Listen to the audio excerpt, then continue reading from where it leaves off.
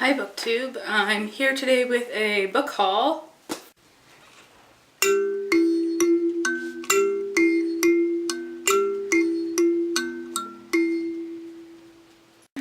Here we have Brandon Sanderson, The Way of Kings, and Mistborn.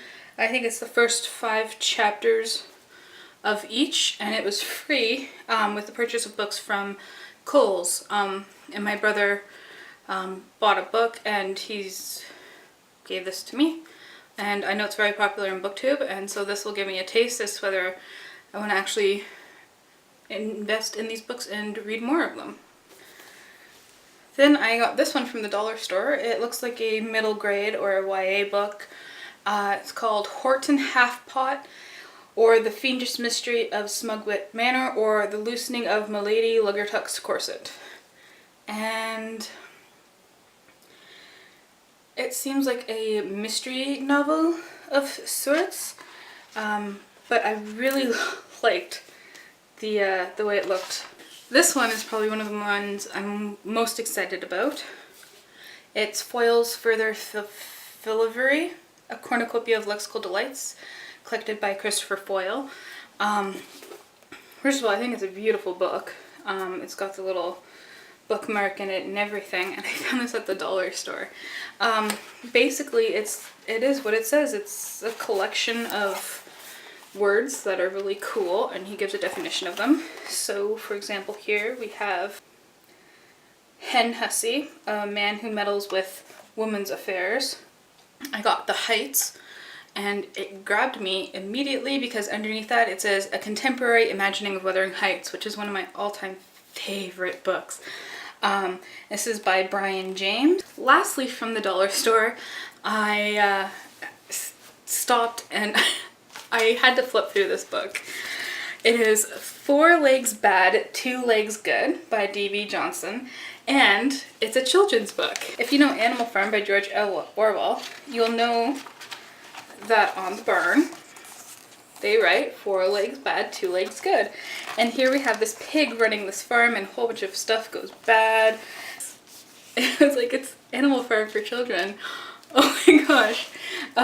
So I had to pick that one up. I mean, that's bizarre. Absolutely bizarre.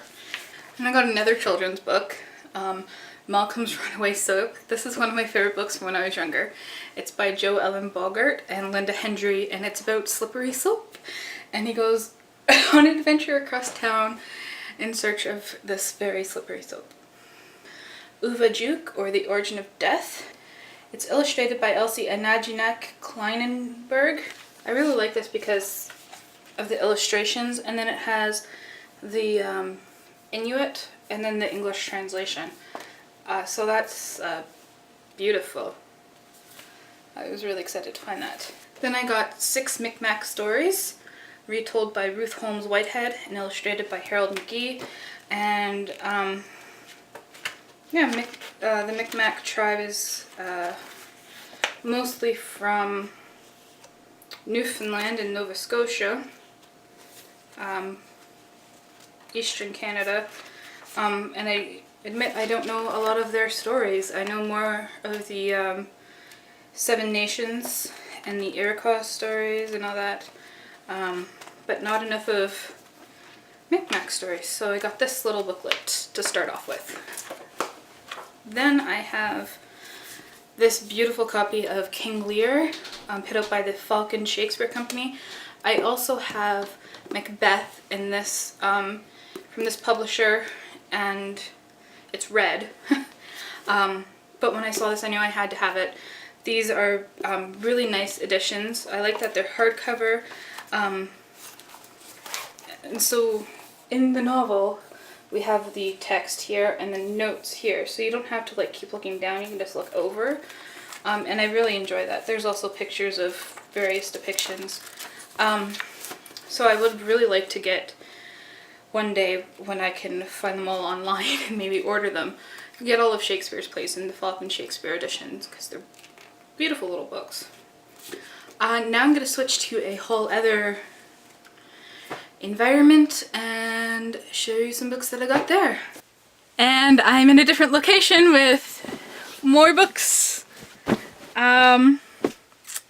Yes.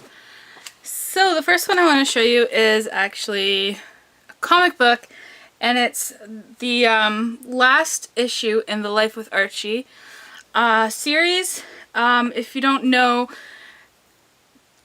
the Archie universe split in two.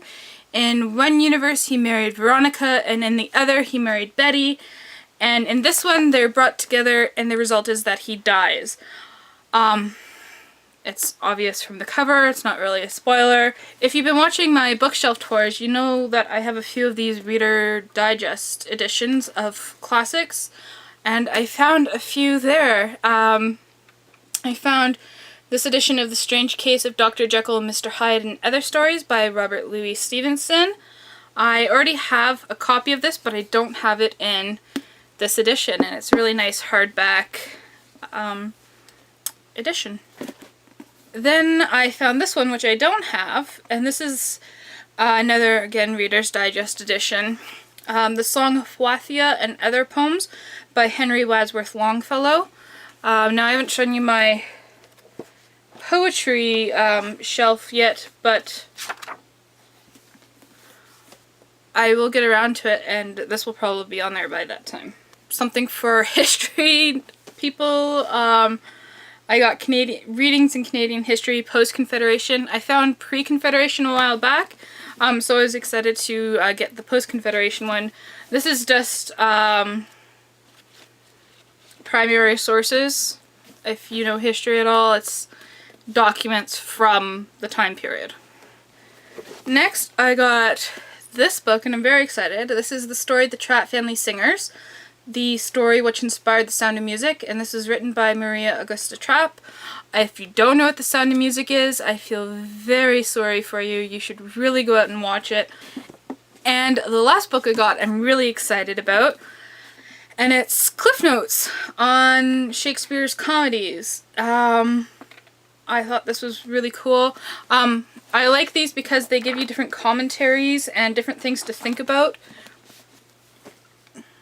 In regards to these, it really comes in handy for teaching and writing essays and just getting to know more about Shakespeare's works. Yes, let me know down below if you've read any of these books, and remember to keep on reading. Hey, you might want to check out Pickle's Instagram, Twitter, Goodreads, and other social media links in the description bar underneath.